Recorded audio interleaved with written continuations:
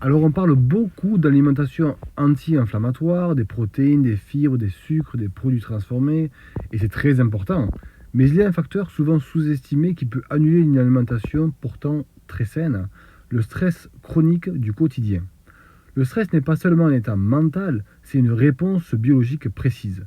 À chaque stress, professionnel, émotionnel ou mental, le corps active l'axe du stress avec une libération de cortisol et d'adrénaline. À court terme, c'est normal. C'est un mécanisme de survie. Le problème apparaît lorsque ce stress devient chronique, quand il n'y a plus de vraie phase de récupération. Un stress chronique maintient le cortisol élevé trop longtemps. Et cela a plusieurs conséquences directes. Une dérégulation du système immunitaire, une augmentation des marqueurs inflammatoires et une perturbation de la glycémie, une fragilisation de la barrière intestinale et une altération du sommeil et de la récupération. Le résultat, c'est qu'on a une inflammation de bas grade, persistante et silencieuse. C'est ici que le lien avec la nutrition devient essentiel. Une alimentation de qualité peut réduire l'inflammation, mais elle ne peut pas toujours la compenser si le stress reste constant et non maîtrisé. Autrement dit, la nutrition agit en aval et le stress agit en amont. Si le système nerveux reste en mode alerte en permanence, les bénéfices alimentaires sont limités. C'est pour cela que certaines personnes mangent très sainement, mais présentent malgré tout une fatigue chronique, des troubles digestifs, des douleurs ou des déséquilibres métaboliques. Le problème n'est pas uniquement dans l'assiette, il est souvent dans le rythme de vie.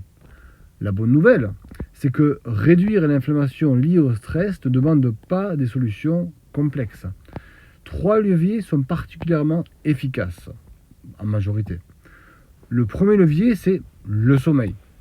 Un sommeil irrégulier maintient le stress psychologique élevé.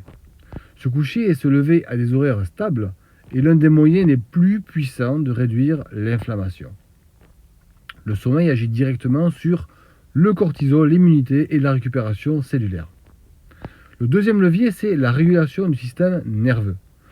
Quelques minutes par jour suffisent. Une marche calme, une respiration lente, du silence, des moments sans stimulation, la méditation.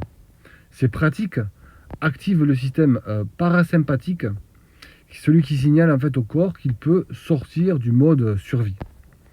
Le troisième levier, c'est la charge mentale. L'inflammation n'est pas causée uniquement par le sucre, mais aussi par l'hyperstimulation constante. Les notifications du téléphone, être multitâche un peu trop en fait à la maison et au travail, la pression permanente qu'on peut se mettre soi-même. Réduire cette surcharge permet au système nerveux de se stabiliser et à l'inflammation de diminuer. En résumé, l'alimentation est essentielle, mais sans gestion du stress, elle ne peut pas faire tout le travail.